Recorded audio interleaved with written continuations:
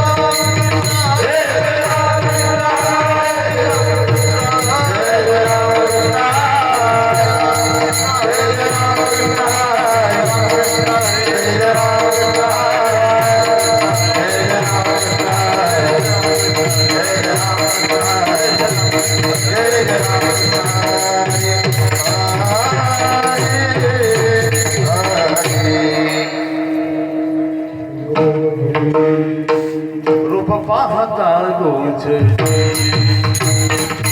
रूप पाहता गोचे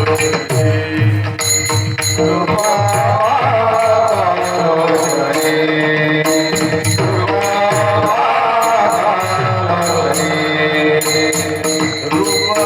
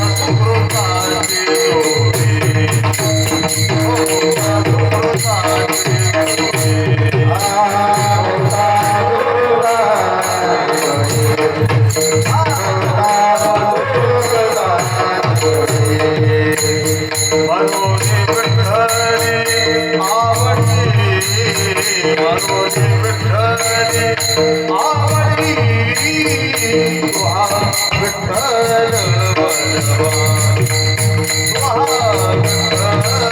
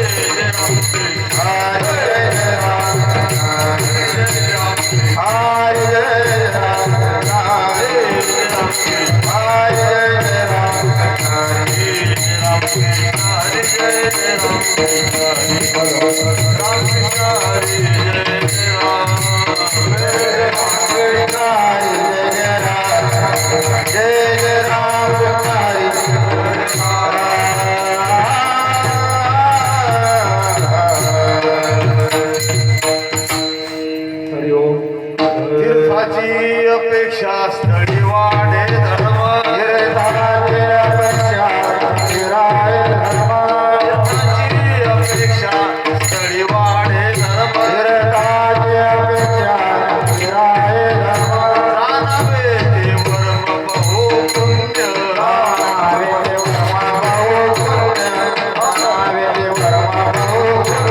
तीर्थाची अपेक्षा स्थळी वाढे धर्म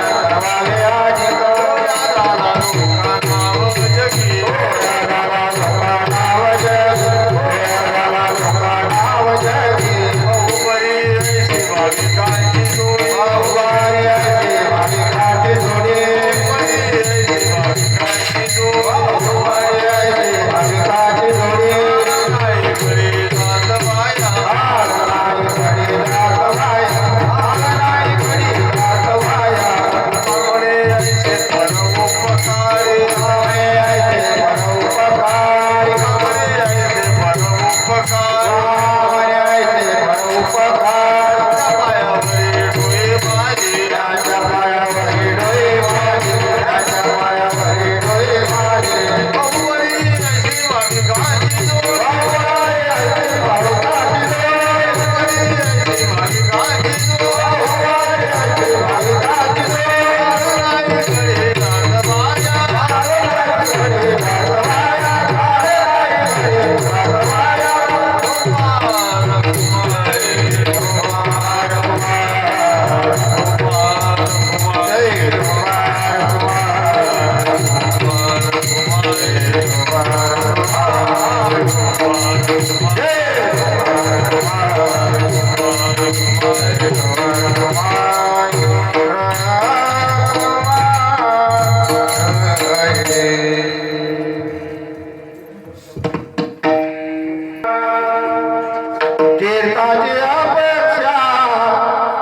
तळी वाडे धारमा तीर्थाचे अपेक्षा तळी वाडे धारमा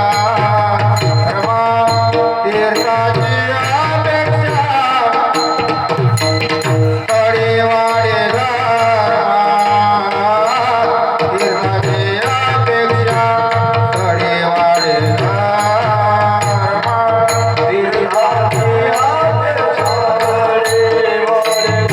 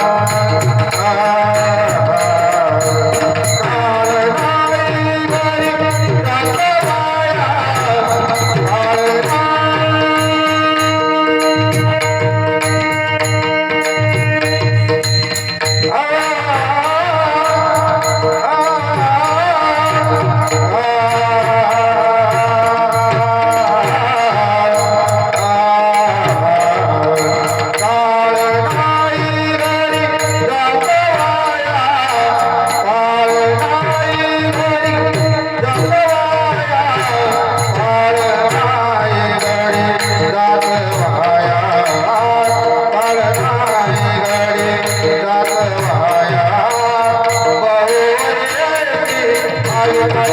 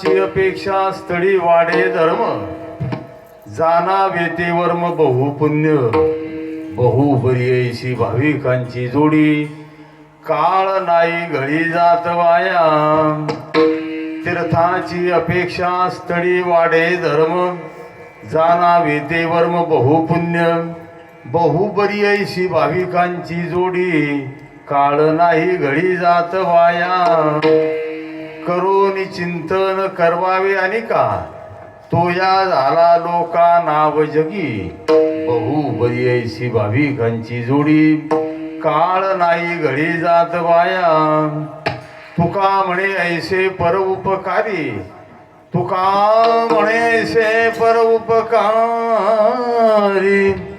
त्यांच्या पायावरी डोई माझी बहु बरी ऐशी भाविकांची जोडी काळ नाही घडी जात वाया नारायणं नमस्कृत्य नरं चैव नरोत्तमं देवी सरस्वती व्यासं ततो जय मुदीरयेत कृष्णाय वासुदेवाय हरे परमात्मने नमः प्रणतक्लेशनाशाय गोविंदाय नमो नमः नमो स्वनंताय सहस्रमूर्तये सहस्रपादाक्षि शिरोर्भावे सहस्रनामने पुरुषाय शाश्वते सहस्रकोटी योगधारिणे नमः पंढरीनाथ भगवान की जय श्री गुरु ध्यान श्री गुरु अर्चन हेन घडता मती होईल मंदा श्री गुरु विठ्ठल भावे वंदा दाखवी दिनिज परमानंदा पांडुरंगा करू प्रथम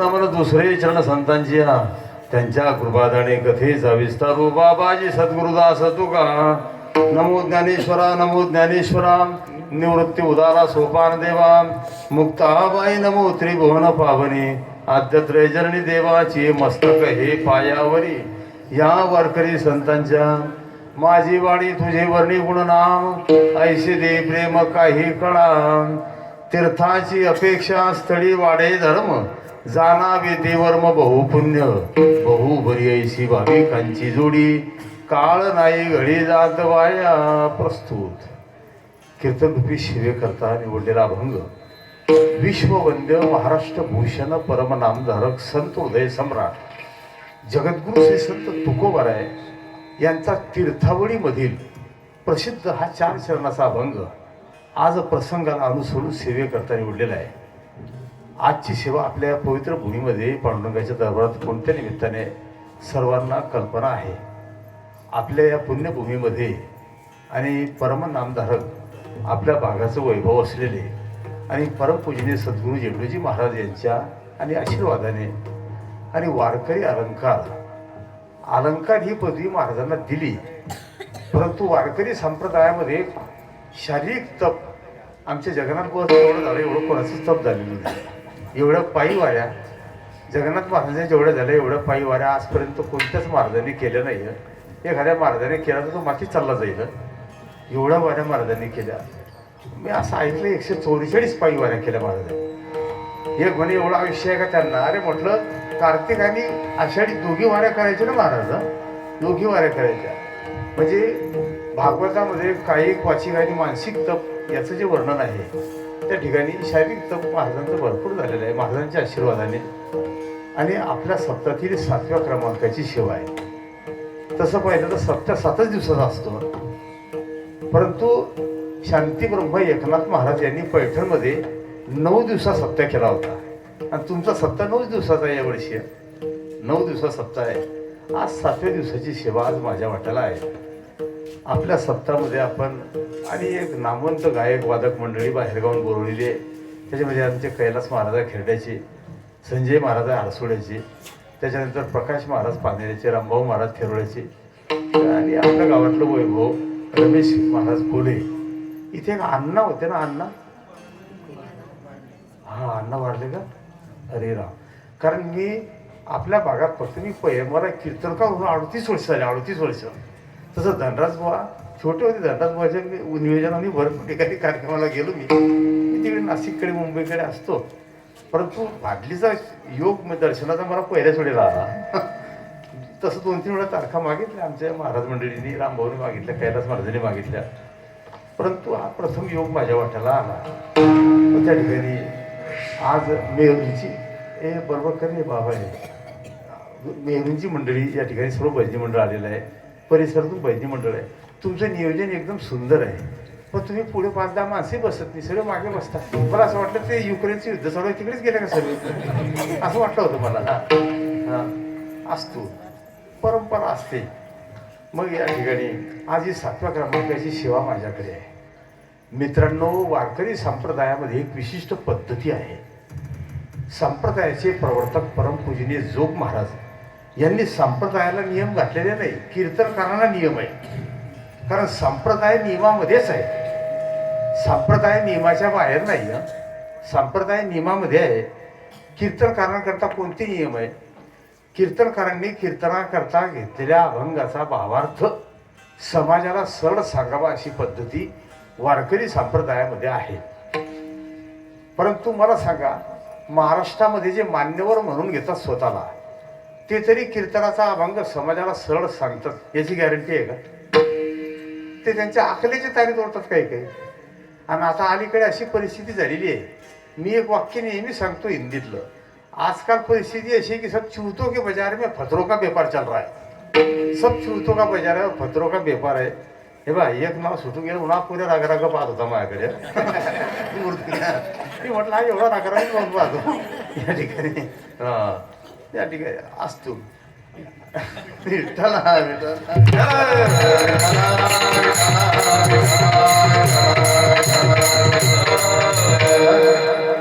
अभंगाचा भावार्थ सरळ सांगावा अशी पद्धती संप्रदायामध्ये आहे.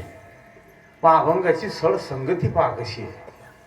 तीर्थाची अपेक्षा स्थळी वाढे धर्म, या प्रथम चरणाचे 2 अर्थ आहे. पहिला अर्थ गौण आहे आणि दुसरा अर्थ मुख्य आहे. मग गौण अर्थ कोणता आहे? तीर्थयात्रा करण्यापेक्षा तीर्थयात्रा करून जे पुण्य घरच्या घरी प्राप्त होते, ते पुण्य प्राप्त करण्याचं वर्म जर एखाद्याला घरच्या घरी प्राप्त करता आलं तर त्याला तीर्थयात्रा करण्याची गरज नाही. पण मग हे केव्हा शक्य होते? जाणावेते वर्म बहु पुण्य, वर्म जाणलं तर पुण्य. मग वर्म जाणणारे जे आहे त्याच्याविषयी महाराजांचं मत आहे, बहु बरी ऐशी भाविकांची जोडी. मग आता ऐशी हा शब्द सापेक्ष आहे, म्हणजे याचा विरोधी शब्द याच्यामध्ये आहे. मग ऐशी म्हटल्यानंतर कैशी असा प्रश्न जर निर्माण झाला तर याचं उत्तर लगेच उत्तरार्धामध्ये, काळ नाही घडी जात वाया. ज्यांचा एक क्षण सुद्धा भगवत चिंतनाशिवाय, भगवत सेवेशिवाय, भगवत भक्तीशिवाय जात नाही, अशांचं या ठिकाणी महाराज वर्णन करतात. बरं, ज्यांचा काळ वाया जात नाही, देवसेवेमध्ये ज्यांचं पूर्ण जीवन असते, मग काय करतात तर करोनी चिंतन, स्वतः करणे आणि इतरांकडून करून घेणे. करोनी चिंतन स्वतः करणे आणि इतरांकडून करून घेणे, करोनी चिंतन करवावे आणि का, असं ज्यांनी केलं त्यांचीच कीर्ती आज जगामध्ये अमर आहे. तो या झाला लोका नाव जगी. आणि त्याच्याविषयी तुकोबरायांचं अगदी स्पष्ट मत आहे. तुका म्हणे ऐसे परोपकारी. मग असे जे परोपकारी असतील तर महाराज म्हणतात त्यांच्या पायावरी डोई माझी. आता तुकोबरायासारख्यांनी ज्यांच्या पायावर डोकं टेकवावं त्याच्यामध्ये आपला नंबर लागतो का? आपला नंबर लागत नाही. तुम्ही सर महाराज तुम्ही असं कसं आहे म्हणतात? मला सांगा, या 2 वर्षाच्या अगोदर पंढरपूरमध्ये 15 लाखाच्या वर आकडा गेला नाही. 10 लाख, 12 लाख, 13 लाख, 14 लाख असे लोक म्हणजे भाविक यायचे. 10, 12, 14, 15 लाखाच्या आत मंडळी आली. 20, 25, 30 वर्षापासून मी सर्वे करतो. मागच्या वर्षी 22 लाख होते आणि या वर्षी 28 लाख. मग हे जे 10-12 लाख वाढले, कोणते वाढले? तुम्हाला अर्ध तिकीट झालं, तुम्ही कोणाचं ऐकत नाही, बरोबर आहे की नाही? तुम्ही काय असता याच्यामध्ये काय की वय 60 आहे, कार्ड 75चे आहे. हा हे बा विनोदाचा भाग नाही. मग हे हे जे या ठिकाणी हे जे वाढले ना, हे असे वाढले ना. मग आता मला सांगा, जे वाढले ते भाविक वाढले का भक्त वाढले? हा नाही भाविक वाढले, बरोबर. ऐकून घे. हे बा तुकोर आता बहुबरी अशी भाविकांची जोडी. बरं कशाला पाहिजे, आपण इथले इथे पटवून घेऊ.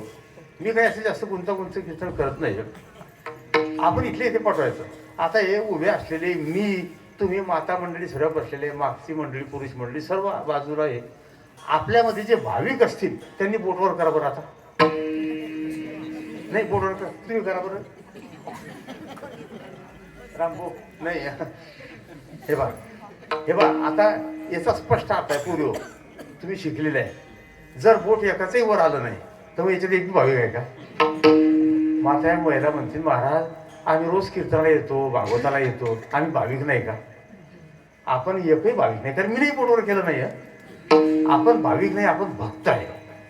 याचा अर्थ आपण कमी असं नाही, एकाच नाण्याच्या दोघी बाजू आहे. भाविक कोणाला म्हणतात?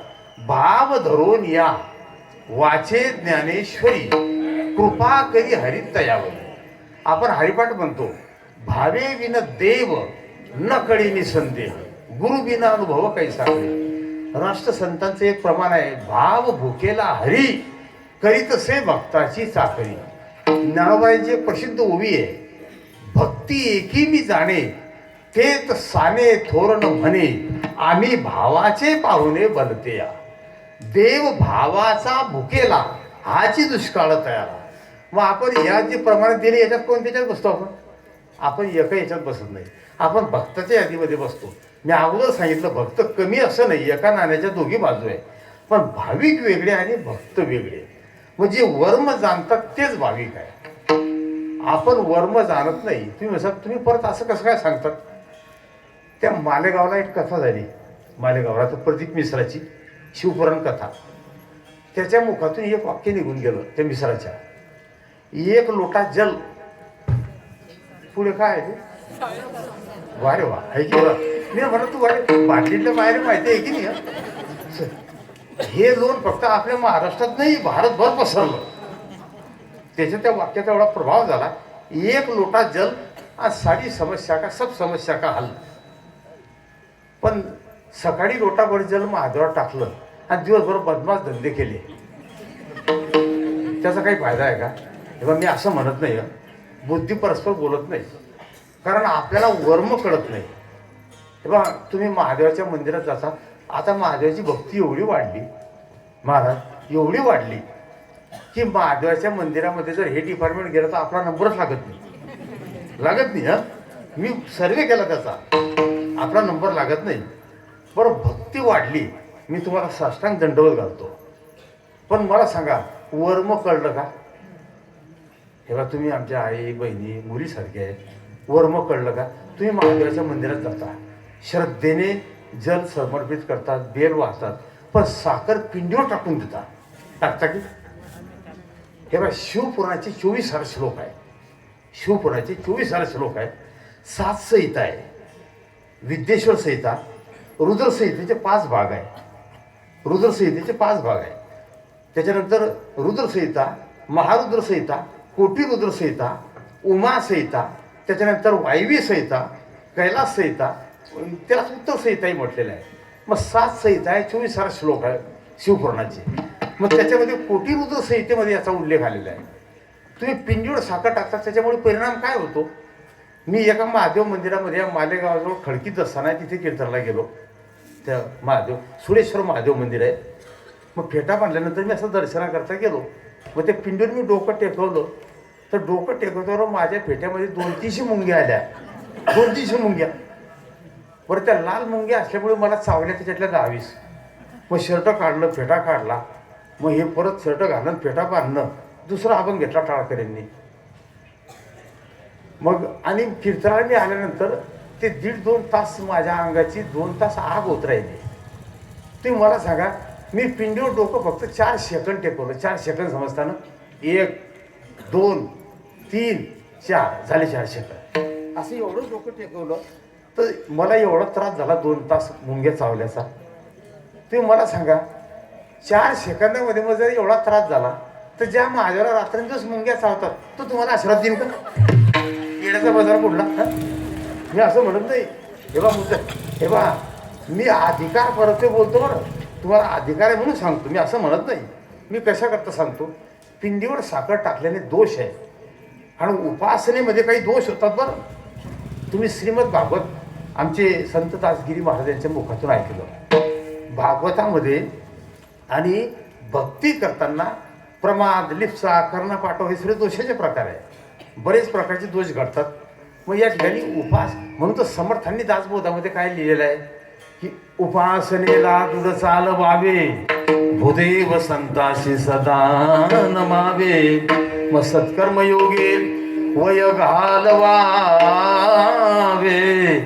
सर्वामुखी मंगल बोलवावे, सर्वामुखी मंगल बोलवावे, सर्वामुखी मंगल बोलवावे. आणि एवढा अट्टहास कशा करताय समर्थांचा त्याचं उत्तर दिलेलं आहे समर्थांनीच. अंता गुणियात नाही फुकाची, जनी निंदते सर्व भावे तयाची, पुढे काळ येईल तो दैन्यवाना, म्हणून म्हणारे म्हणा राम राणा, म्हणून म्हणारे म्हणा राम राणा, म्हणून म्हणारे म्हणा राम राणा. कारण पुढे काळ येईल तो दैन्यवाना, म्हणून म्हणारे म्हणा राम राणा असं म्हटलेलं आहे. मग सांगण्याचं तात्पर्य की आपल्याला उपासनेतलं भक्तीतलं वर्म कळत नाही म्हणून महाराजांना सांगावं लागलं की जाणावे ते वर्म बहुपुण्य. आणि वर्म काय आहे तर मुख्य अर्थ कोणता आहे पहिल्या पदाचा? तीर्थ. अशी अपेक्षा करतात की आमच्या ठिकाणी धर्माची वृद्धी कशी होईल, धर्म कसा वाढेल. पण आता आजची परिस्थिती अशी आहे की धर्म कळत नाही. धर्म तो न कळे काय झाकी रे डोळे, जीव भ्रमले या कामे कैसे कळो येतील वर्मे. डोंगरीजी महाराज भागवतामध्ये लिहितात. गुरुवर्य डोंगरीजी महाराज सांगायचे की जब से, तेव्हा हिंदी समजते ना, जब से नास्तिक लोग तीर्थों की यात्रा करने लगे तब से तीर्थों की महिमा लुप्त हो गई. ज्या दिवसापासून नास्तिक लोक तीर्थाला जायला लागले त्या दिवसापासून तीर्थाची महती लुप्त झाली. मी असं म्हणत नाही. म्हणून महाराज म्हणतात की जाणावे ते वर्म बहुपुण्य. कारण दोन्ही दिसती सारखी, वर्म जाणे तो पारखी. काही काही वेळेला क्रिया दिसताना सारख्या दिसतात पण त्यातलं वर्म जो जाणतो त्यालाच त्याचं फल प्राप्त होते. म्हणून महाराज म्हणतात की जाणावे ते वर्म बहुपुण्य. आणि वर्म जाणल्याशिवाय उपासना श्रेष्ठ पदाला जात नाही हे तितकंच खरं आहे. विठ्ठल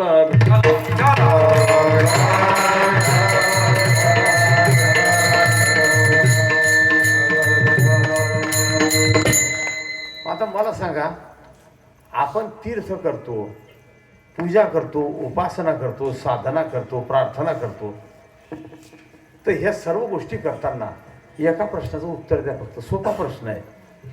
आपण व्यवस्थेमध्ये करतो का अवस्थेमध्ये? पंढरपूरची वारी समजा पंढरपूरला आपण जातो तर व्यवस्थेत जातो का अवस्थेत? व्यवस्थेत. अवस्थेत नाही, व्यवस्थेत. व्यवस्था कशी? पुरुष मंडळी जर गेली ते म्हणतात रूम चांगली पाहिजे, पंखे सगळे चालू पाहिजे, बरोबर आहे की? गाद्या चांगल्या पाहिजे, अंगावर पद्धतशीर पाहिजे, वांगे आपल्या रावेरकडचेच घ्या. मी म्हटलं का रे असं का होतं? म्हणे तिकडच्या वांग्याला चव येते. हे व्यवस्था आहे का अवस्था आहे? व्यवस्था. आचारी आपल्याच भागातला घ्या. मागच्या वर्षी आचारी तिकडचा नेला, त्यानं भाजी बिघडवली. हे सगळी व्यवस्था आहे की नाही? ही व्यवस्था आहे. हे पुरुष मंडळी झालं. पुरुष मंडळी काय की म्हणता मागच्या वर्षी ड्रायव्हर घेतला होता आपण गाडीला, तर त्याच्याजवळ मी बसलो, त्या तोंडाचा वास यायचा. या वर्षी त्याला घेतला तर पंढरपूरला जायच्या अगोदर सगळे पंढरपूरला जातील.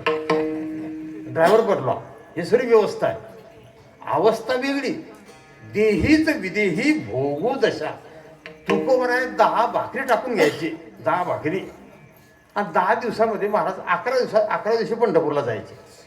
रोज संध्याकाळी फक्त एक भाकरी खायची, एक भाकरी खायची आणि चालत राहायचं. 11व्या दिवशी महाराज पोहोचायचे. मला एकाने विचारलं, म्हणे 10 भाकरी एकटी टाकून घ्यायचे, पण भाकरी खराब होत नव्हत्या का?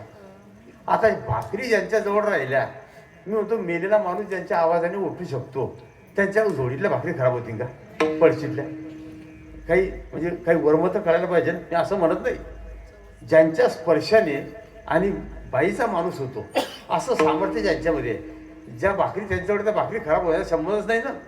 मग ही अवस्था आहे, अवस्था वेगळी आणि व्यवस्था वेगळी. काही वेळेला माता मंडळी जातात, महिला मंडळी. मग महिला मंडळीची व्यवस्था कशी असते? महाराजांनी एका भजनामध्ये लिहिलेलं आहे, भजन कोणाच महाराजचं वाजवायचं नाही, कीर्तनामध्ये भजनाला वाजवायचं नाही, फक्त स्वर देत राहायचा. पद वाजवायचे, चौका वाजवायचा, अभंग वाजवायचे.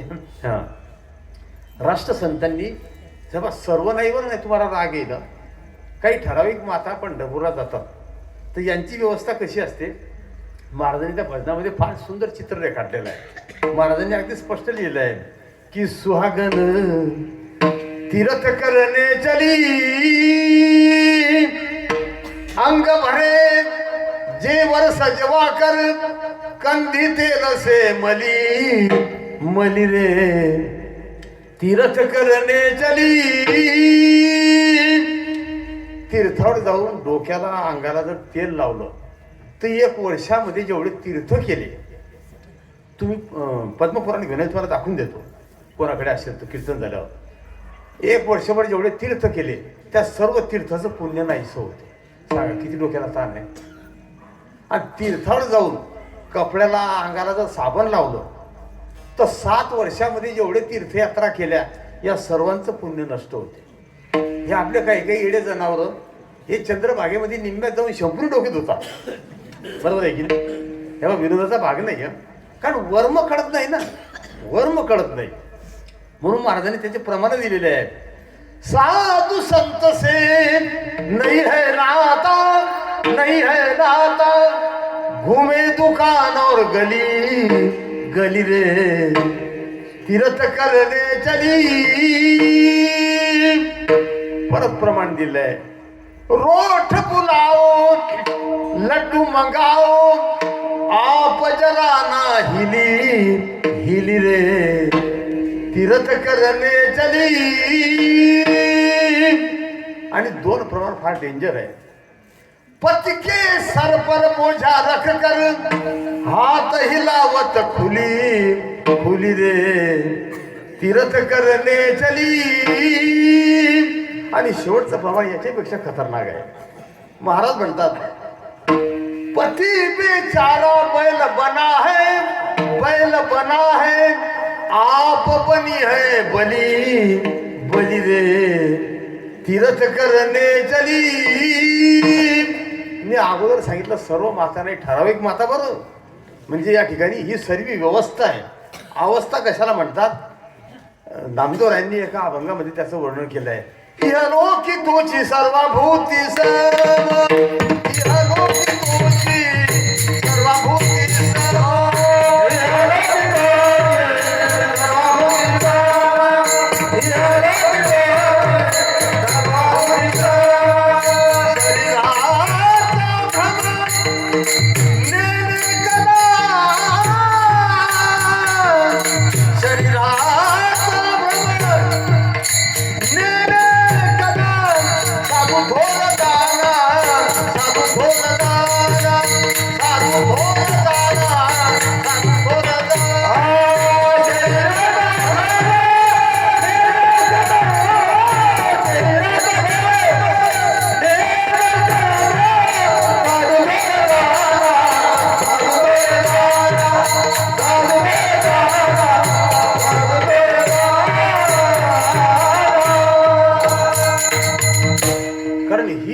अवस्था आहे. इहलोकी तोची सर्वाभूती सम, शरीराचा भ्रम नेने कदा. ज्ञानोबा ज्ञानेश्वरी मध्ये लिहितात, हे मजची स्तव जाहले, परी म्या नाही केले, ऐसे जेने जाणितले तो सुटलागा. कारण सत्पुरुषांची जी अवस्था असते ती काही आगळी वेगळी असते, कारण त्यांच्या वृत्तीमध्ये देवाशिवाय दुसरा विषय नाही. आणि आपलं कसं असते, मला इमानदारीने सांगा, तर सर्वांनी एका प्रश्नाचं उत्तर द्या. मरेपर्यंत शेवटच्या क्षणापर्यंत भौतिक जगातली आणि सांसारिक विषयातली आपली आसक्ती जाते का? नाही जातच नाही. काही काही म्हातारे खाली टाकले म्हणतात ते बाजूला कधी सव्वा एकर भेटला असतं बरं झालं असतं, चांगला कपडे पाहून आणले पाहिजे म्हातारं. मी असं म्हणत नाही. आपली शेवटच्या क्षणापर्यंत भौतिक जगातली आसक्ती जात नाही. तुम्हाला समजण्याकरता मी पटवून देतो दृष्टांतातून. एक सेठ होते श्रीमंत, त्यांची प्रकृती बिघडली. मग हे मिळूनचे पाहायला गेले. मग हे पाहायला गेले, मग म्हणे का शेठ काही रात्री खालता का? मग इकडे आयराणी बोलता नाही ना, बोलता का? हां, मला आयराणी येत नाही बरं, कारण आमच्या हे आयराणी बोलता ते मला समजत नाही. मी जातो त्याच्यामुळे कीर्तन, हां म्हणून म्हटलं नाही. पण हे माझं बोलणं समजते तुम्हाला का? खाली पण सांगून येतं नाही का? बरं. हां हे बा, मग ते शेठला खाली टाकायला लावलं यांनी. मग शेठला खाली टाकल्यावर शेठ बोलायला लागले. मग ते शेठ बोलायला लागले तर शेठ काय म्हटला पहिल्यांदा, मेरा बडा बेटा का है? त्या मोठ्या मुलाने आवाज दिला, बोले पिताजी मैं यही पर हूँ. परत त्यांनी आवाज दिला, छोटा बेटा का है? त्याला अन्या मुलाने आवाज दिला की पिताजी मैं भी यही पर हूँ. शेठने परत तिसऱ्याने आवाज दिला, बोले सौभाग्यवती काय, म्हणजे बाई कुठे आहे? त्या बाईने आवाज दिला, बोले स्वामी मैं तो आपके चरणों के पास बैठी हूँ. मग चौथ्या वेळा ते शेठ मोठ्याने ओरडले आणि काय म्हटले, बोले गधो अगर तीनों के तीनों घर पर है तो दुकान पर कौन है? आलं का त्यांना? तिघी घरी आहे तर दुकानावर कोण आहे? ही कथा काही कोणी शेठची नाही, आपलीच आहे. म्हणजे आपल्याला खाली जरी टाकलं तर आपली भौतिक जगातली आसक्ती जाते का? मग भौतिक जगातली आपली आसक्ती जात नाही याच्याकरता आपल्याला, याच्यामुळे आपल्याला भक्तीतलं उपासनेतलं वर्म कळत नाही. म्हणून महाराजांना सांगावं लागलं, तीर्थयात्रा करना पाप नहीं लेकिन तीर्थों का भाव भूल जाना पाप है. भोजन करना पाप नहीं लेकिन भोजन करते समय भगवान का भजन भूल जाना पाप है. हे डोंगरीजी महाराजचे वाक्य भागवतातले सर्व. भोजन करणं पाप असं म्हटलं. नाव पाण्यामध्ये ठेवणं वाईट नाही, पण नावेमध्ये पाणी ठेवणं वाईट आहे ना. नाव पाण्यामध्ये असेल तर ती तरण्याकरता कारण ठरते, पण नावेमध्ये पाणी असेल तर ती बुडवण्याकरता कारण ठरते. मग उपासना करणं वाईट नाही, पण उपासनेतलं वर्म जाणणं फार महत्वाचं आहे. भागवतामध्ये तुम्ही ऐकलं असेल आता शेवटी सुदामदेवाच्या चरित्रामध्ये सुदामदेवाला 18 विश्व दारिद्र्य होतं, सर्वांना माहिती आहे. 18 विश्व समजते तुम्हाला? 18 गुणिला 20 किती झाले? 360. 18 गुणिला 20 360. 360 दिवस ज्याची खायची मारामार आहे त्याला 18 विश्व दारिद्र्य म्हणतात. हा सुदामदेवाच्या कपाळावर जन्माला याच्यावरच लिहून ठेवलं होतं, श्रीक्षय. श्रीक्षय असं लिहिलं होतं सटवीने. याचा अर्थ काय होतो? श्री म्हणजे लक्ष्मी आणि क्षय म्हणजे नाश. तुझ्या भाग्यामध्ये लक्ष्मीचा नाश आहे हे कोणाला कळलं? भगवान कृष्णाला. आता मला काही ते सांगायचं आणि तुम्ही ऐकलं. पण जेव्हा सुदामदेव भेटायला गेले कृष्णाला, भगवंताला भेटायला गेल्यानंतर, आणि जेव्हा देवाने चरण प्रक्षालन केलं आणि गंध उगाळून सुदामदेवाच्या कपाळाला लावायला गेले, तेव्हा कपाळाला लिहिलं वाचलं, अरे तुझ्या भाग्यामध्ये श्रीक्षय आहे. मग देव बोलले नाही, पण मग सुदामदेवाच्या कानाजवळ तोंड घेऊन गेले आणि कानात म्हटले, बोले सुदामा आपके भाग्य में श्रीक्षय लिखा है, बोलो भाग्य पलटा दूं क्या? सुदामदेवाने विचार केला, याला जर म्हटलं की पलटून टाक भाग्य, तर याच्यातून काही ना काही मागितलं घेतलं. सुदामदेवाने आपलं तोंड देवाच्या कानाजवळ घेऊन गेले आणि देवाच्या कानात सांगितलं, बोले कन्हैया इस नश्वर देह का नाम सुदामा है और सुदामा का अर्थ आप समझते हो. सु या शब्दाचा अर्थ चांगलं आणि दाम म्हणजे धन. चांगलं धन जर माझ्या भाग्यात असेल तर तू काय म्हणतो या बाप देईन ते. देव हसले. देव म्हटले, एवढी दारिद्र्य असताना सुद्धा आपल्याकडून याने कोणती अपेक्षा केली नाही. देवाने भाग्य बदलून टाकलं, ते बोर्ड बदललं. आता श्री क्षय हे तिघी शब्द देवाने उलटे केले. आता तिकून वाचत आणा बरं. यक्षश्री. आता यक्ष म्हणजे कुबेर आणि श्री म्हणजे लक्ष्मी. भाग्य बदललं ना. मग हे जे मेसेज मोबाईलवर टाईप करतात ना, आता हे मेसेज इथे टाईप झाले.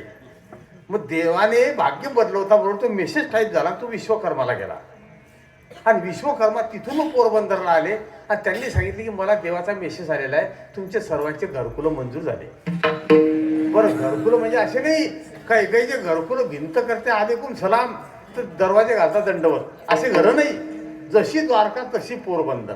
मी कशा करता सांगतो, सांगण्याचं तात्पर्य उपासनेतलं वर्म कळल्यामुळे भाग्य बदललं. उपासनेतलं वर्म कळलं ना, त्याच्यामुळे भाग्याचा उदय झाला असं वर्णन केलेलं आहे.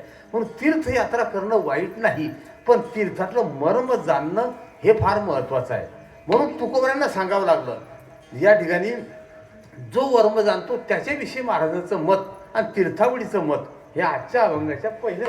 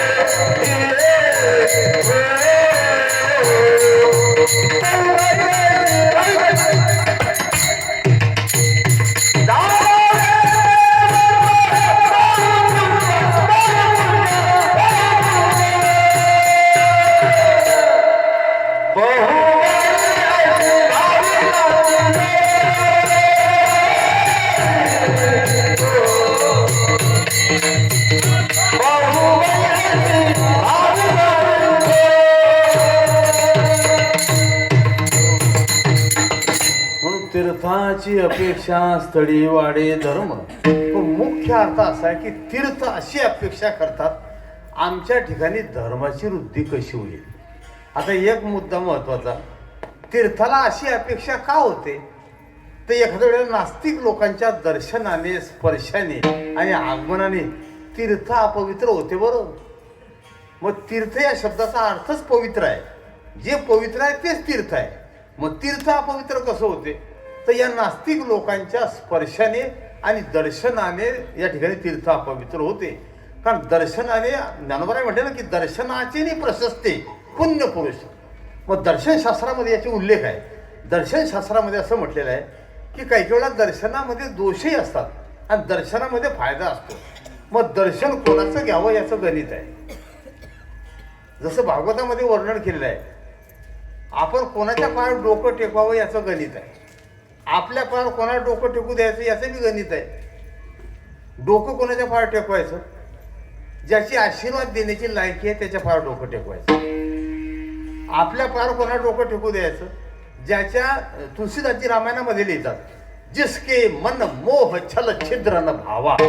ज्याच्या मनामध्ये कोणत्याही प्रकारचं छल कपट नाही त्याला आपल्या पायावर डोकं टेकू द्यायचं. नाही तर एखाद्या वेळेला त्याचं एक कारण आहे, पृथ्वीमध्ये गुरुत्वाकर्षण आहे की नाही. पृथ्वीमध्ये गुरुत्वाकर्षण आहे. मग गुरुत्वाकर्षण शक्ती शोध कोणी लावला? न्यूटनने लावला असं म्हणतात. पण त्याच्या अगोदर ज्ञानोबाने लावून ठेवलेलं आहे. म्हणजे न्यूटन लावला असं म्हणतात.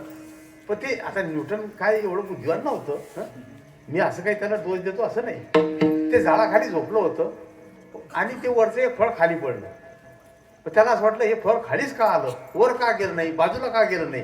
याचा अर्थ पृथ्वीमध्ये गुरुत्वाकर्षण आहे, पृथ्वीमध्ये गुरुत्वाकर्षण आहे. हा शोध त्याने लावला. आता तुम्ही मला सांगा, झाडावरचं फळ खाली आलं म्हणून त्याने स्पष्ट केलं की पृथ्वीत गुरुत्वाकर्षण आहे. पण फळ झाडावर कसं गेलं याचा शोध त्याला लावता आला का? मग तुम्ही सांगा, न्यूटन मूर्ख आहे का शहाणा आहे? ते फळ झाडावर कसं गेलं मला सांगा. विमान आकाशात उडते, पृथ्वीमध्ये गुरुत्वाकर्षण आहे की नाही? विमान खाली येते का? नाही येत. पक्षी उडतात, खाली येते का? नाही. मग झाडावर जे फळ आहे, तर झाडावरचं फळ कोणतं खाली येते? ज्याने आपलं अस्तित्व सोडलं, ज्याने अस्तित्व सोडलं तो खाली येतं का वर जाईल? हे व्यवहारातही लागू पडते आणि सायन्समध्ये लागू पडते. मी कशा करता सांगतो. मग पृथ्वीच्या गुरुत्वाकर्षण शक्तीमुळे शरीरामध्ये असलेली सर्व विद्यमान शक्ती ही पायामध्ये खेचली जाते. आणि आपलं डोकं हे मॅग्नेट आहे. आपण ज्याच्या पायावर डोकं टेकवलं त्याचा काही अंश आपल्याला प्राप्त होतो. याच्यामध्ये ती आकर्षण करण्याची शक्ती आहे ना. मग सूत्र असं आहे, दृष्ट माणसाची बी दृष्ट शक्ती त्याच्या पायामध्ये असते पृथ्वीच्या गुरुत्वाकर्षणाने. सत्पुरुषाची बी शक्ती त्याच्या पायामध्ये ओढली जाते आणि दृष्टाची बी शक्ती पायात ओढली जाते. देवाची शक्ती देवाच्या पायामध्ये असते. मग पंढरपूरला आपण 30, 35, 40 घंटे लाईनमध्ये राहतो तर कशा करता राहतो? नाही, दर्शनाकरता राहतो. मग तर देव का असा दिसत नाही का? फक्त देवाच्या चरणाला स्पर्श करण्याकरता.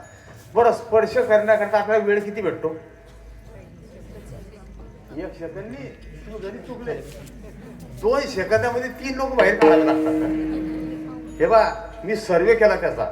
1 सेकंदामध्ये जर एक माणूस बाहेर काढला तर 60 सेकंदामध्ये म्हणजे 1 मिनिटामध्ये 60 लोक, 60 मिनिटामध्ये 3600 लोक, 60 मिनिटामध्ये 3600 लोक म्हणजे 1 तासात 3600, 10 तासामध्ये 36,000. आता तुम्ही मला सांगा, लाईनमध्ये जर 2 लाख असले तर मागचा नंबर केव्हा लागेल? आहे की डोक्याला ताण? मग कमीत कमी 2 सेकंदामध्ये 3 लोक बाहेर काढावे लागतात.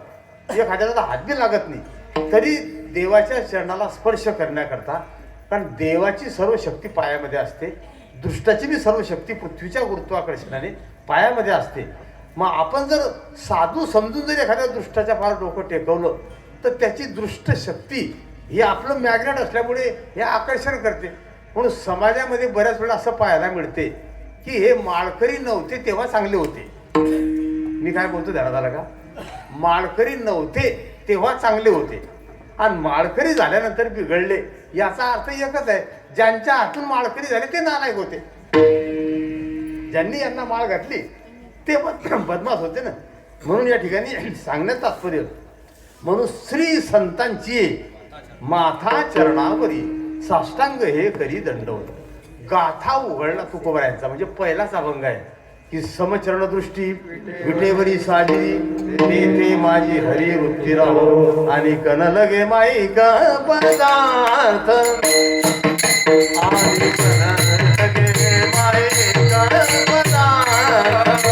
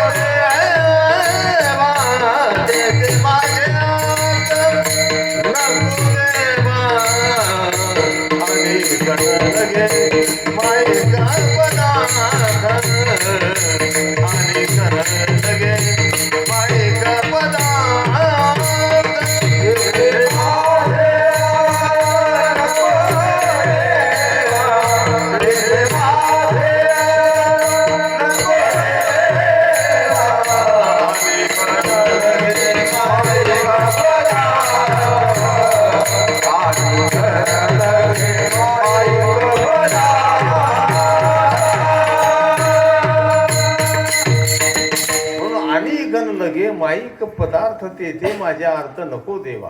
ज्याचे चरण सम आहे, दृष्टी नासागिरी आहे, कर कटावर आहे आणि असा जो परमात्मा आहे त्याच्या चरण कमलावर ही वृत्ती राहो. म्हणजे त्याच्या चरणावर डोकं टेकवल्यानंतर त्याचा काही अंश आपल्याला प्राप्त होतो आणि दृष्टाच्या फार डोकं टेकवलं तर दृष्टाचा बी अंश प्राप्त होतो.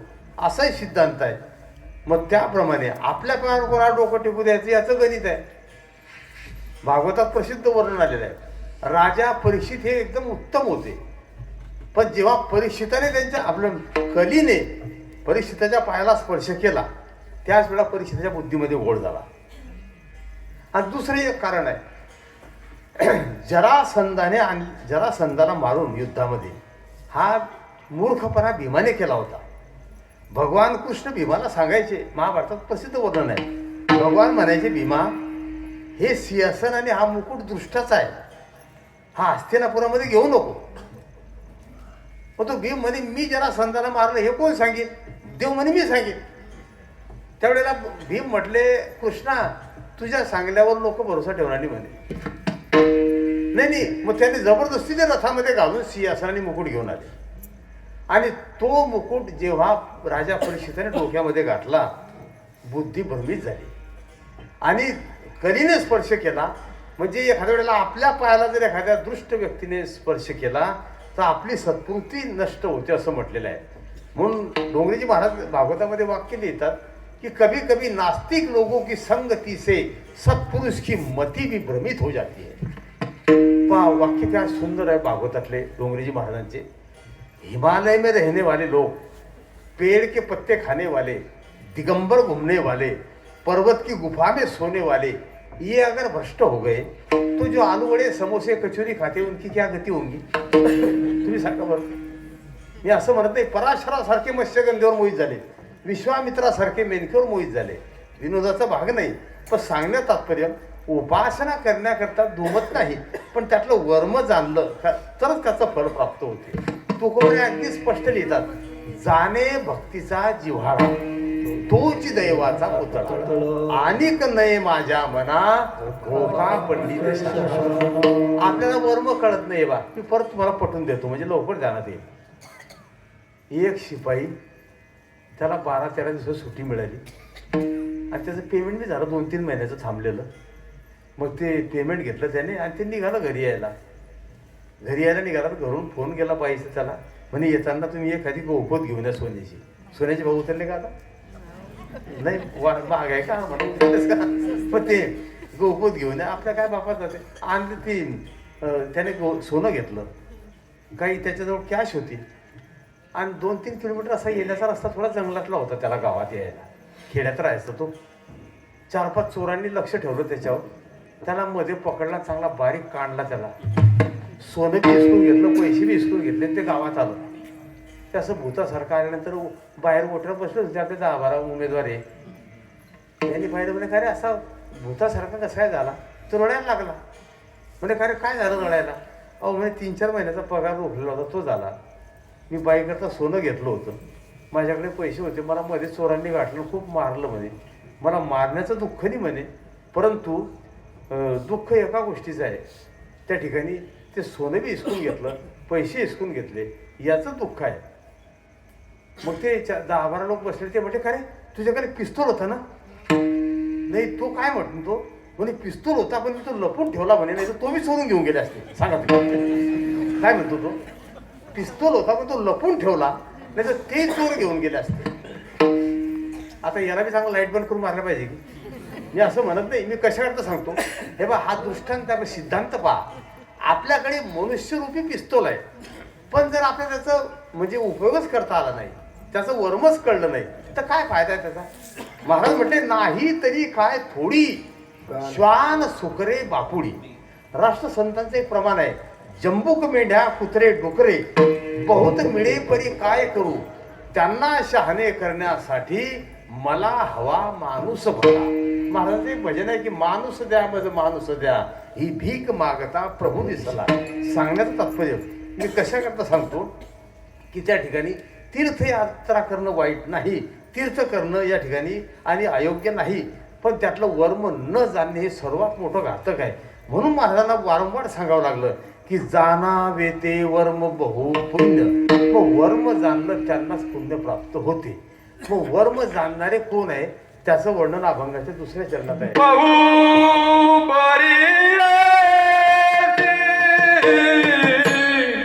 भाविकाची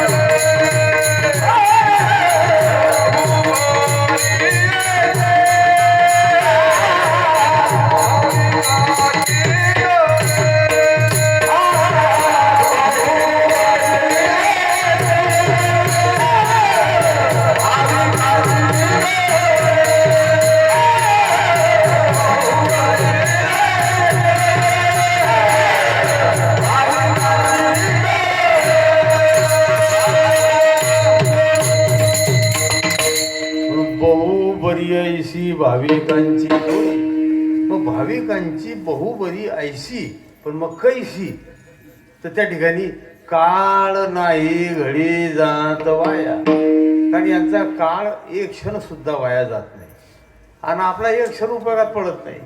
म्हणून तर घडी घडी काळ ऐकली कोणाची पाय काय म्हणू आता, घडी घडी काळ वाट आपली काळ वाट पाहतो. पण साधूला काळाचा धाक आहे का? आपल्या भारतभूमीमध्ये जेवढे संत झाले कोणत्याही संताला मृत्यूचा धाक नाही. इथे जेवढे बसले प्रत्येकाला बऱ्याचा धाक आहे की खाली टाकेल म्हातारी म्हणतात दवाखान्यात नेता निघा. आता एका घंट्यानं मरीची तयारी आहे, तुम्ही आता दवाखान्यात नाही. विनोदाचा भाग नाही, मी कशा करता सांगतो. एक म्हण आहे, आपल्या म्हणी फार सुंदर होत्या पहिला, कळते पण वाढ वा ऐकू हुशार आहे की सगळे, कळते पण वळत नाही. आता मला सांगा वळत नाही म्हणजे काय, अजून मला बी समजत नाही बरं. आपण म्हणतो की नाही कळते पण वळत नाही. आता वळत नाही म्हणजे नेमकं काय हे बा, नाही नाही नाही चुकलं थांबवते एकदम म्हणजे आता घरी कुठेतरी माझी भाषा झाली. हां मग आता असं फार वळत नाही म्हणजे आपण परमार्थ करतो, आपल्याला भक्ती करणं कळते पण भक्तीला वर्म वळत नाही. हे असं समजणार नाही. सोप्या भाषेत मी पटवून देतो. हे बा एक हे दवाखान्यात पलंग असतं की पेशंटचे, ते लहान पलंग असतं असे, मग त्याच्यात पेशंटाचं शिरं झोपता येत नाही. मग तेवढ्या लहान पलंगावर 3 जण झोपले, 3 मित्र.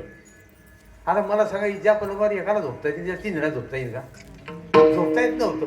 मग त्याच्यातला एक जण उठला खाली झोपला. तो खाली झोपता हे वरचे 2 काय म्हणतात, अरे आता वर जागा झाली वर ये. सांगा तुम्ही आता त्याच्यावर 2 जेमतेम कशी तरी झोपाय. 3 जण झोपता येत नव्हतं म्हणून एक उठला खाली झोपला, झोपता येत नव्हतं तो. मग तो खाली झोपता वरचे 2 म्हटले म्हणे आता वर जागा झाली वर ये. आता वर जागा झाली हे कळलं यांना, पण का झाली वडलं काय काढवांना. तसं आपण उपासना करतो हे कळते पण त्यातलं वर्म कळत नाही. मग ते वर्म ज्यांना कळते त्याच्याविषयी महाराजांचं मत आहे, बहुबरी ऐशी भाविकांची जोडी पण मग कैशी, काळ नाही घडी जात वाया. कारण काळाला या ठिकाणी वेगळं केलं जाते, काळातून मुक्त होता येते.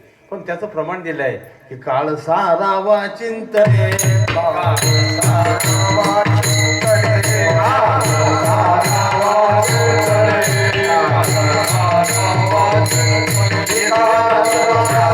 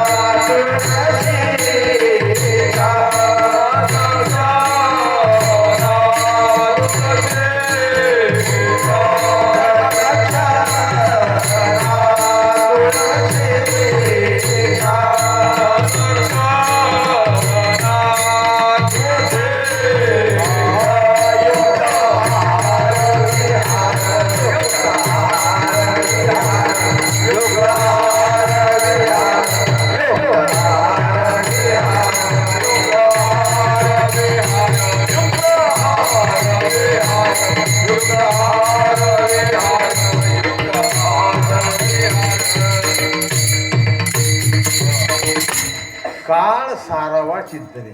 आता हा पुरा अभंग तुम्ही पाहून घ्या, पाठात नसला तरी घरी गेल्यावर गाथा उघडून पहा. या अभंगाची सुरुवात कोणत्या शब्दाने झाली? काळ. सुरुवात झाली काळ, काळ या शब्दाने, काळ सारावा चिंतने. आणि या अभंगाचा शेवट कशाने झाला? देह समर्पिजे देवा, भार काहीच न घ्यावा, होईल आगवा तुका म्हणे आनंद. हे बा, सुरुवात झाली काळाने आणि शेवट झाला आनंदाने. सुरुवात काळाने झाली, शेवट आनंदाने झाला. पण शेवट आनंदाने का झाला? तर चिंतनामध्ये जो काळ गेला त्याला शेवटी आनंद प्राप्त होतो.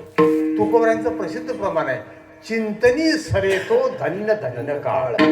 चिंतनाने जात असेल तो काळ धन्य आहे. तुकोबराय स्वतःचं मत मांडताना बघा गोळले तर महाराज म्हटले, देवा माझ्या जीवनामध्ये तुझ्याशिवाय दुसरा कोणताच विषय नाही. एक विषय तो सकळांचा हरी.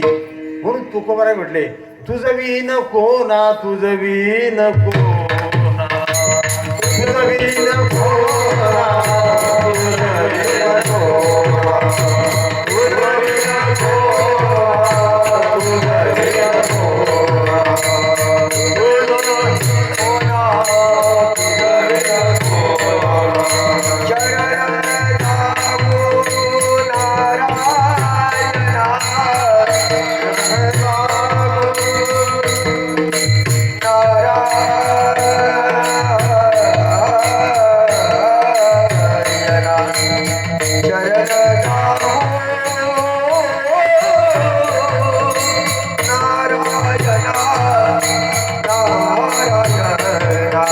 तुझं विन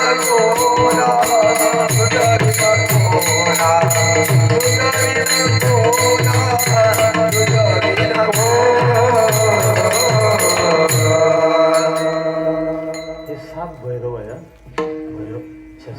साप भैरव आहे. हा थोडा थोडा फरक आहे.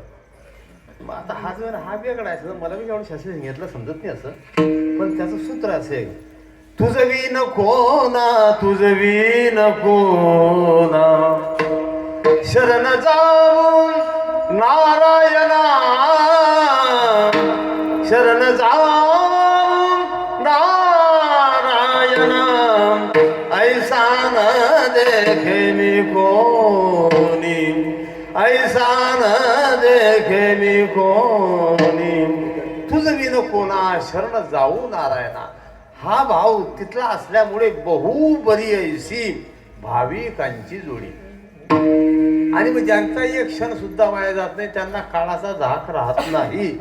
सर्वांना माहिती आहे, नाथ महाराजांना 3 वेळेला काळ घेण्याकरता आले. शरीर सोडलं, पण 3ऱ्या वेळेला शरीर सोडलं. सांगण्यात तात्पर्य, पहिल्या वेळेला नाथ महाराज आता ब्राह्मण होते, सर्व पंथांना म्हणजे ब्राह्मणांना तेव्हा पत्र व्यवहार होता, पत्र पाठवले, मला शरीर सोडायचं आहे म्हणजे. पहिल्या वेळेला नाथांनी शरीर सोडलं, तो दिवस होता म्हणजे मंगळवारचा. मंगळवारी शरीर सोडलं. सर्व पंथ अगोदरच गोळा झाले, ब्राह्मण सर्व गोळा झाले. दिलेल्या वेळेवर नाथांनी शरीर सोडलं. वैद्याला बोलावून नाडी पाहिली, म्हणे हे गेले. आता हे गेले म्हटल्यानंतर लगेच तयारी करा. केली तयारी. नाथांची प्रेतयात्रा निघाली गावातून. मग त्या दिवशी एका बाईच्या मुलीला घेण्याकरता ते सासरची मंडळी आलेली होती. मग ते म्हणायचे आम्हाला आजच जावं लागेल. म्हणे का? कारण बुधवारी मुलीला पाठवत नाही. मग बुधवारी मुलीला का पाठवत नाही? सीता हरण झालं तो दिवस बुधवारचा होता. सीतेचं हरण केलं रावणाने, तो दिवस बुधवारचा होता. म्हणून पंढरपूरला गेले की बुधवारची जर एकादशी असली तर तुम्ही मंगळवारी निघून या, परंतु बुधवारी यायचं नाही. बुधवारी बारात जरी असली तरी बुधवारी पंढरपूर सोडावं लागत नाही, असं बुधवारचं वैशिष्ट्य आहे. त्याला जाऊ द्या. मग ते म्हटले उद्या तुम्ही पाठवणार नाही म्हणजे आम्हाला बुधवारी जावं लागेल. आमच्याकडे एवढा वेळ नाही, आम्हाला आजच जावं लागेल. आणि ही प्रेतयात्रा आली. त्या मुलीच्या आईच्या तोंडातून सहज निघून गेलो. म्हणे माझ्या मुलीला घेण्याकरता आज सासरची मंडळी आली, हे राहायचं नाही म्हणतात, हिला आजच पाठवायचं आहे म्हणे. आणि या नाथाचं मळ आजच गेलं म्हणे. आता तिच्या तोंडातून एवढं निघालं आणि नाथ महाराजांनी ते ऐकलं. नाथांनी वरतून आवाज दिला, म्हणे पंताव खाली ठेवा बरं. आता ते ब्राह्मण घाबरट असतात, जे खांद्यावर होते. तो म्हणे खरे कोण बोलते? नाथ महाराज म्हणे मी एकनाथ महाराज बोलतो. त्यांनी ती किडी उपटली ना अशी, ती खाली आदळली. नाथ महाराज पाहत होते, म्हणजे सुताय तोडा लवकर. ते सुद्धा दुसरे गेले, सुताय तोडल्या. नाथ उठून बसले. म्हणे पाहू तुम्ही तर गेले होते, वैद्याने सांगितले की हे वारले, मग तुम्ही उठले कसे काय? नाथ महाराज म्हणे अरे आपल्या जाण्याने एका बाईच्या मुलीला जर आज अडचण आहे तर आपलं कोणतं अर्जंट आहे म्हणजे आज आपण नंतर पाहू. कणिकचे नाथ महाराज केले, स्मशानात दहन दिलं. पूर्णाचा स्वयंपाक केला, सर्व ब्राह्मण जेवले, निघून गेले. दुसऱ्या वेळेला पत्र लिहिलं. त्यावेळेला रविवारी शरीर सोडलं नाथांनी. त्यावेळेला रविवारी शरीर सोडलं. पण मग आता हे जे मसलखाईमध्ये प्रेताला नेतात, यांनी राम बोलो भाई किंवा रामनाम सत्य आहे म्हणत चाला की पण हे काही काही जर निवडणूक लागली असेल तर मी त्या निवडणूकच्या गप्पा मारत चालतो. हे खांदेकरी बी मग हे खांदेकरी गुपचूप चालत नाही ना. मग हे खांदेकरी जे होते हे काय म्हणायचे, का रे म्हणे नाक महाराज एवढं नाक लावायचे पण आपल्याच खांद्यावर चालले. काय म्हटले ते, हे नाक महाराज एवढं नाक लावायचे पण आपल्याच खांद्यावर चालले. नाथांना थोडं वाईट वाटलं. नाथ म्हणे पंचाव खाली ठेवा बरं. हे म्हणे काय भाऊ नाथ महाराज परत बोलतो का, परत खाली ठेवलं. म्हणे का तुम्ही तर गेले होते परत. म्हणे तुम्हाला गमे डायरेक्ट मी तुमच्याच खांद्यावर जाईल, मला तुमची गरज नाही. परत सुत्या तोडल्या, कणिकचे नाथ महाराजांचं दहन दिलं, घरी स्वयंपाक केला. तिसऱ्या वेळेला पत्र पाठवलं नाथांनी. त्या पंतांनी तिकून पत्र पाठवले, म्हणे आम्ही तुमच्यासारखे रिकामचोट नाही, आम्ही खुशाल म्हणे एवढ्या. आणि तेव्हा काही गाड्या मोटरसायकल होत्या, अशा पायीचा प्रवास होता बैलगाडीचा. ते म्हणे आम्ही एवढ्या 200 किलोमीटरवरून पायी पायी येतो तुमच्याकरता, तुम्ही आमच्यासमोर शरीर सोडता.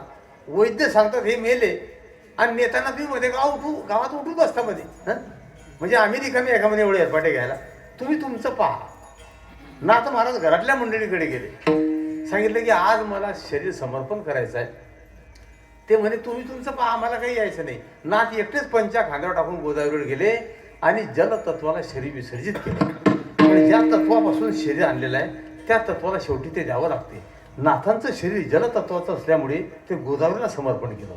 ज्ञानोबरायांचं शरीर हे पृथ्वी तत्वाचं असल्यामुळे ज्ञानोबराय समाधिस्थ झाले. आई साहेबांचं शरीर मुक्ताईचं हे वायू तत्वाचं असल्यामुळे कडाडली बीज निरंजनी जेव्हा मुक्ताई तेव्हा गुप्त झाली, ते वायू तत्वाला दिलं. तुकोबायांचं शरीर आकाश तत्वाचं होतं, महाराज सदैव वैकुंठाला गेले, ते आकाश तत्वाला समर्पण केलं.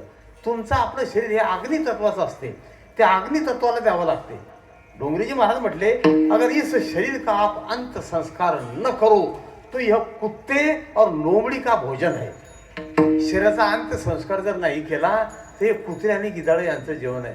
मला सांगा, मनुष्य मेल्यानंतर दिलेल्या टायमाच्या वर जर अर्धा घंटा शिल्लक झाला तर मारामारीवर येते की हो. 4चा टाइम दिल्यानंतर 4:15 वाजले, ते म्हणता काय झालं मारतो तुम्ही, काय टाइम पास करू आले. म्हणजे 4:15 बी चालत नाही प्रेताला ठेवणं. मी कशाकरता सांगतो, सांगण्याचं तात्पर्य सर्व जगत हे स्वार्थी आहे. म्हणून राष्ट्रसंत म्हटले की सभी अपने में भूले है, न किस को है कदर किसकी, न किस को है कदर किसकी, किसी को है कदर किसकी. ओ कौन होगा गरीबों का जो सेवा गाँव को देगा, जो सेवा गाँव को देगा. त्या ठिकाणी असं म्हटलंय, सेवा भाव त्याग विषयन से सबसे नम्र रहेगा. पण हे केव्हा, जब प्रभू शरण में होगा. आणि इकडे असं म्हटलेलं आहे ज्ञानोबरायांनी की जो मज होय अनन्य शरण त्याचे निवारी मी. जो भगवत शरणागती पत्करतो, सर्व संघ परित्याग करून, भगवान सांगतात गीतेमध्ये मामेकम शरणम ब्रज, तू मला शरण ये मग तू सर्व पापही प्रमुच्यते, असं उपनिषद सुद्धा सांगतात. मग तू सर्व पापातून आणि बंधनातून मुक्त होशील. त्याचं एकच कारण आहे की सर्व विश्वाचा मालक परमात्मा आहे. आता ऋग्वेदामध्ये त्याच्यामध्ये तैत्तिरीय उपनिषद मांडूक्य या सर्व धर्मग्रंथामध्ये याचे उल्लेख आहे. आपण ते गायत्री परिवारातली मंडळी असते त्यांना माहिती आहे. त्याच्यामध्ये काही वेदातल्या श्रुती आलेल्या आहेत. त्याच्यामध्ये असं म्हटलं की यन मंडलम गूढयती प्रबोधम धर्मस्य वृद्धी कृते जनानाम तत सर्व वेद प्रणमामि दिव्यम. पण हे केव्हा, पुन्हा तुमाम तस्स वितुर्वरेण्यम. तुम्ही भागवत ऐकलं, मला सांगा, दशमस्कंदामध्ये उल्लेख आहे, ह्या गोपी जरी एकमेकाला भेटल्या तर त्यांच्या आपल्यासारख्या चर्चा होत्या का. आपला सर्वात स्वार्थी भाव आहे. आता तुम्ही महिला मंडळी जास्त आहे, तुमची संख्या जास्ती आहे. हे बाय, आता तुम्हाला सर्व माहिती आहे. एका प्रश्नाचं उत्तर द्या. समजा एखादं म्हातारं मेलं आणि त्या म्हाताऱ्याची मुलगी मुंबईला आहे, मग तिला मुंबईतून भाडल्यावर किती टाईम लागेल पूर्वी? 7-8 घंटे लागतील. 5 घंटे सुपरफास्ट गाडी असली तर, म्हणजे कल्याण ते नाशिक आणि नाशिक ते जळगाव. जळगावला बऱ्याचशा गाड्या थांबत नाही. भुसावळ समजा, पण समजा उदाहरणार्थ 5-6 घंटे. आता तुम्ही सांगा महिला मंडळी, त्या मेलेल्या म्हाताऱ्याची मुलगी मुंबईवरून भाडलीमध्ये येईपर्यंत त्या प्रेताजवळ गावातल्या 10-15 बाया रडत असता की रडत असता. आणि ती मुलगी आली म्हणजे ती तिथून रडत येते स्टँडहून. मग तिला का आता या अगोदरच्या रडणाऱ्या काय म्हणतात, आता खरी रडणारी आली म्हणता की असं. हे बा हे खोटं बोलायचं नाही कोण. काय म्हणता, आता खरी रडणारी आली. त्या रडले म्हणता आता खरे म्हणजे काय म्हणतात ते, आता खरी रडणारी उनी असं म्हणतात की ते. म्हणजे आता खरी रडणारी आली. मग मला सांगा आता जर खरी आली तर याच्या अगोदरच्या, मी नाही सांगा तुम्ही सांगा. हे बघ विनोदाचा भाग नाही. सभी अपने में भूले है. मग त्या ठिकाणी असं म्हटलंय, कोणतंही केलेलं कर्म हे ब्रह्मार्पणात्मक बुद्धीने जर केलं तर ते कर्म देवापर्यंत जाते. नाहीतर एखाद्या वेळेला ते कर्म जर आपण आपल्यावर ठेवलं तर त्याचा दोष हा आपल्याच माथ्यावर बसतो. हे वर्म साधूला कळल्यामुळे तुकोबराय म्हणतात की बहु बरी ऐसी भाविकांची जोडी मग कैसी काळ नाही घडी जात वाया. मग यांचा काळ कसा जातो याचं उत्तर तिसऱ्या चरणामध्ये आहे. करोनी चिंतन करवावे लोका, करोनी चिंतन करवावे मालिका, करोनी चिंतन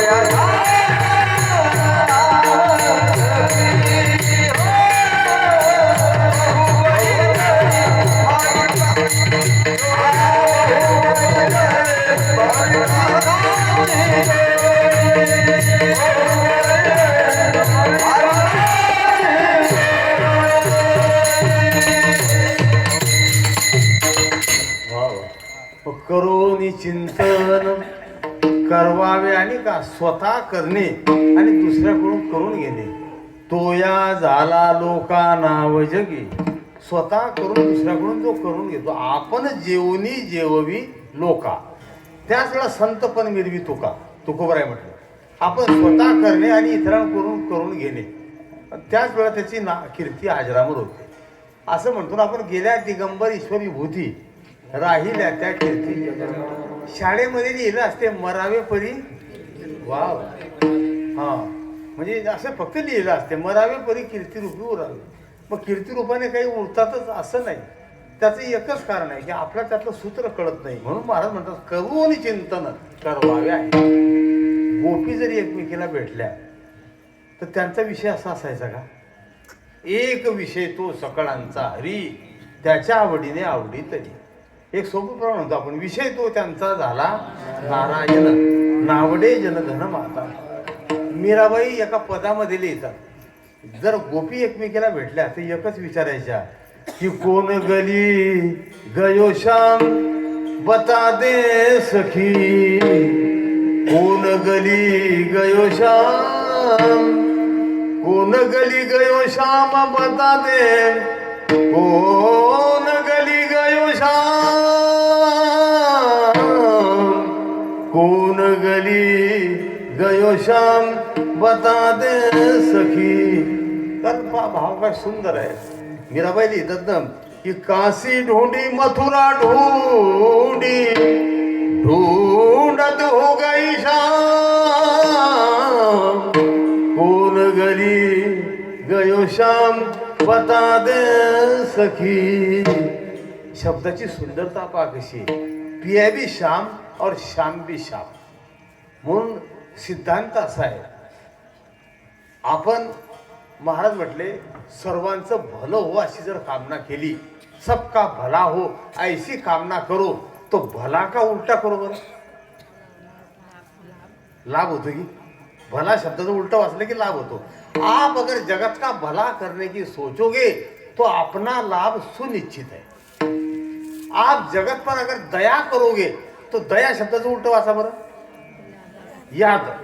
आप अगर जगत पर दया करोगे तो परमात्मा आपको याद करेगा. पण हे केव्हा, करोनी चिंतन करवावे आणि का.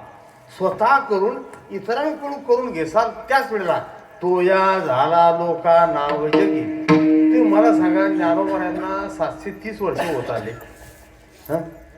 तुकोबा आहे, सावतोबा, गोरोबा, चोखोबा ही जी मंडळी झाली, एवढे वर्ष झाले तरी ते आई साहेबांचं नाव काढलं की आता ही मुक्ताबाईचं वय 729 वर्षाचं आहे.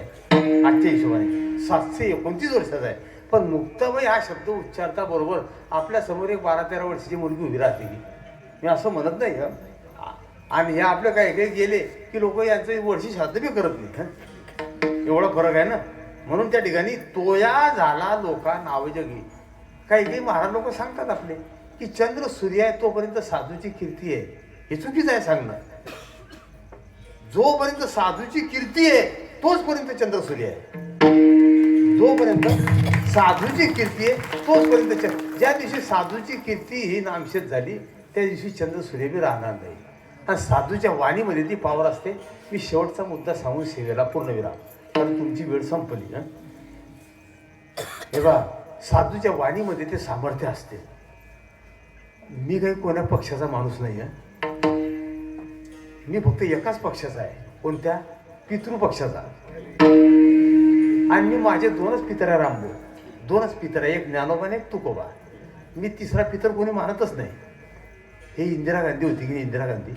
हे बा, मोबाईल प्रत्येकाकडे आहे. हे ऑन राईट. माझाही मोबाईल पूर्वी म्हणजे महाराज तो कसा आहे, लहान मोबाईल आहे. माझा मोबाईल आता परवा दिवशी नाताने त्याचा अंग धुतलं साप नाही मोठ्या मोबाईलचं. त्याने ते पायाला घेतलं काही असं, ते काही त्याचा खेळ होता तो. मी त्या खुर्चीवर बसलो, मला डोळे लागले. त्याने पाहिलं त्याने वाटला खराब झाला. तो गेला, त्याला चांगला ते कोणतं ते पतंजली साबण होते, साबण लावलं, बाटलीत बुडायचा काढायचा. त्याच्या हिशोबाने चक झाला, तर पाण्यात भिजू घालून दिला. आणि नंतर माझ्यावर येऊन बसला. मी सांगितलं यांना, त्याचं नाव देवांश आहे. त्याला म्हटलं, का रे देव्या, आपला मोबाईल कुठे आहे? म्हणतो, बाबा त्याचा अंग धुतलं, तो खराब झाला होता. मी म्हटलं, मग अंग धुतलं तो कुठे ठेवला? म्हणजे अजून बाटलीत भिजू आलेलं आहे. मी धावत गेलो, बाटलीतून काढला, त्याला तांदूळा घाल दुकानदार म्हणे महाराजा झोपला म्हणे, आता जास्त टाईम पाण्यात राहिला. गेलं ते 2 कार्ड काढली, याच्यामध्ये टाकून आणले. मी सर्वांकडे मोबाईल आहे. आता तुम्ही मोबाईलवर नेट वगैरे चालू करून चेक करा मी बोलतोय खोटा आहे का. आणि मी रात्रभर जात नाही बाटलीतून. सर्वांनी चेक करून घ्या. ही इंदिरा गांधी होती, ही पंतप्रधान नव्हती तेव्हा. हरिहरेश्वरानंद, ज्यांना करपात्री म्हणायचे, त्यांचं नाव हरिहरेश्वरानंद होतं. करपात्री महाराजकडे गेले. मोबाईलवर चेक करून पहा तुम्ही. म्हणजे इंदिरा गांधीला करपात्री महाराजांनी दिलेला शाप असं बोलायचं. सर्व रेकॉर्ड येईल, बोललेलं बी मोठमोठ्या सत्पुरुषांचं. मग ती करपात्री महाराजांना करपात्री का म्हणायचे? ते दुपारी 12 वाजेला भिक्षा मागायला जायचे. उजवा हात पुढे करायचे. त्या घरातली माई आली की ती ज्वारी देव, बाजरी देव, भाकरी देव, पोळी देव, उजव्या हातावर जेवढं मावेल तेवढंच खायचं. दुसऱ्या दिवशी 12लाच एका हातावर मावीन एवढंच बरं म्हणून. आणि त्यांनी हाताला पात्र केलं, म्हणजे कराचं पात्र केलं म्हणून करपात्री झाले. पण त्यांची पावर एवढी होती, एवढी मान्यता होती की हे 4ही विद्यापीठावरले शंकराचार्य हे त्यांना पायताबरोबर त्यांना साष्टांग दंडोत घालायचे. हिमालयातले साधू, दिगंबर साधू गुफा सोडून बाहेर यायचे, करपात्री महाराजांना लोटांगण घालायचे. एवढा अधिकार संपन्न होते. मग ही इंदिरा गांधी त्यांच्याकडे गेली, म्हणे मला पंतप्रधान व्हायचा आशीर्वाद द्या. ती पंतप्रधान नव्हती तेव्हा. पण त्यांनी सांगितलं काही हरकत नाही, मी तुला आशीर्वाद देतो म्हणे. पण म्हणे इंदिरा, तुला एक आमचं काम करावं लागेल. म्हणे कोणतं? म्हणे तू पंतप्रधान होता बरोबर तुला सर्वात अगोदर गो हत्या बंदीचा कायदा पास करावा लागला. ही मूर्ख इंदिरा गांधी हो म्हटली महाराजांना. हो म्हटली. त्यांनी शुद्ध मनाने आशीर्वाद दिला. ती पंतप्रधान झाली. 3-4 वेळेला गेले. तुम्ही चेक करून पहा मोबाईलवर. मी 3-3 वेळा सांगतो. 3-4 वेळेला गेले. तिने अशी उडवाउडीची उत्तरं दिली महाराजांना. त्यांना राग आला. त्यांनी शंकराचार्यांना पत्र पाठवले. शंकराचार्य बोलवले. हिमालयात गेले. सर्व साधू बाहेर काढले. 10-20 हजार साधू. मग गायी करता ते आंदोलन होतं ना. पण त्यांनी 2-3 हजार गायी पुढे केल्या. मागे साधू. आणि हा मोर्चा दिल्लीमध्ये संसद भवनाच्या पुढे नेला. हे निघाले तर त्या दिल्लीकरांना एवढा आनंद झाला. ते म्हटले आपले बापदादे 100 पिढ्या गेल्या तरी एवढ्या साधूचं दर्शन कोणाला होणार नाही. आपलं भाग्य उदयाला आलं. त्या दिल्लीकरांनी एवढं स्वागत केलं साधू लोकांचं. फुलांची आरास टाकली. त्यांच्यावर फुलांची उधळण केली. एवढं स्वागत झालं. आणि जेव्हा हे संसद भवनाकडे गेले तेव्हा मूर्ख इंदिरा गांधीने यांच्यावर गोळीबाराचा आदेश दिला. त्या गोळीबारामध्ये 1000-2000 गायी मेल्या. फक्त तुम्ही चेक करून पहा मोबाईलवर. गायी मेल्या असं नाही, साधू मेले 2-3 हजार. मग ते गायीचे प्रेत पाहिले. त्या गायीच्या मानेवर मान ठेवून करपात्री महाराज रडले. आणि साधूचे प्रेत उचलताना त्यांना एवढं वाईट वाटलं. ते म्हटले हे चांगले आपल्या घरात बसले होते, लेकिन मेरे आदेश से बोले ये अपनी गुफा छोडकर मौत के मुंह में चले आए. त्यांना एवढा राग आला. त्यांनी कमंडरूरलं पाणी हातात घेतलं आणि त्या ठिकाणी इंदिरा गांधीला उच्चारून ते बोले इंदिरा, आज इतने पवित्र दिन को तूने मेरे गौ माता की और साधु की हत्या करवाई. जा बोले इसी दिन तेरे सारे वंश का विनाश हो जाएगा. ते पाणी शिंपडलं. करपात्री महाराज निघून गेले. ज्या दिवशी इंदिरा गांधीने गोळीबाराचा आदेश दिला तो दिवस गोपाष्टमीचा होता. हे 30 नोव्हेंबर जे गेली ना, हे गोपाष्टमीचा दिवस होता.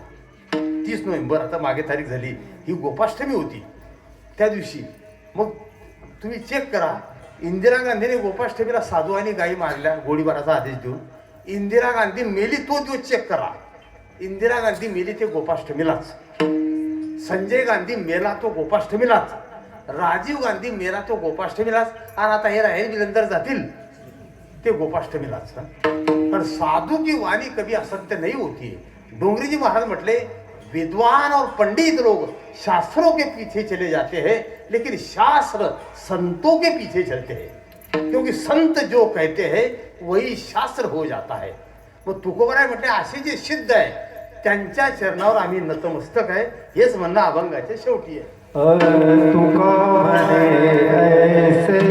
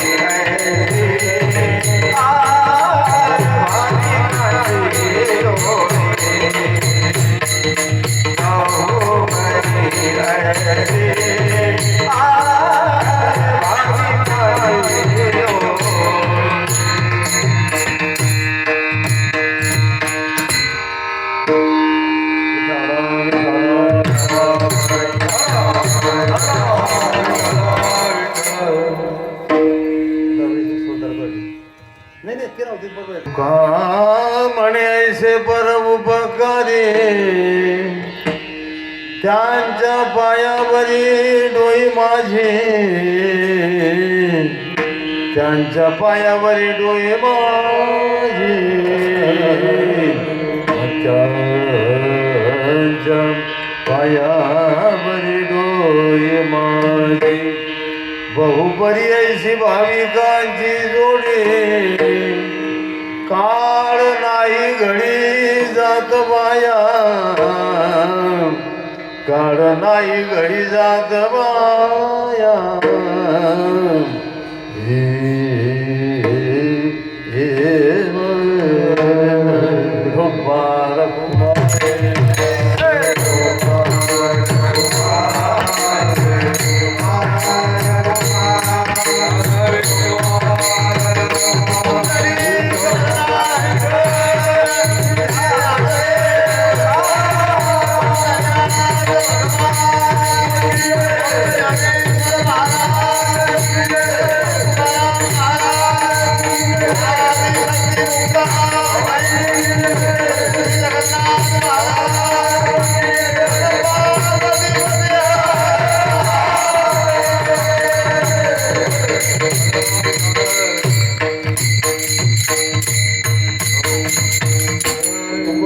तुका म्हणे ऐसे पर उपकारी त्यांच्या पायावरी डोई माझी असे जे परोपकारी असतील त्यांच्या पायावर आम्ही नतमस्तक किंवा आमचं मस्तक टेकवायला तयार आहे. आणि असे जे सत्पुरुष आहे यांचं वर्णन करताना असं म्हटलं की बहुबरी ऐशी भाविकांची जोडी काळ नाही घडी जात वाया. अभंगाचा भावार्थ तुम्ही दिलेल्या वेळेमध्ये सोडवला. मला आणखीनही अर्धा पाऊण तास बोलायला काही हरकत नाही, पण भाजी खाली जाळ फक्त शिजेपर्यंतच लावणं पडतं. भाजी शिजल्यावर जर जाळ लावलं तर भाजी खराब होते. बरं, शिजल्यावरही जाळ वाया जाण्याची ते मूळ ज्ञानेश्वर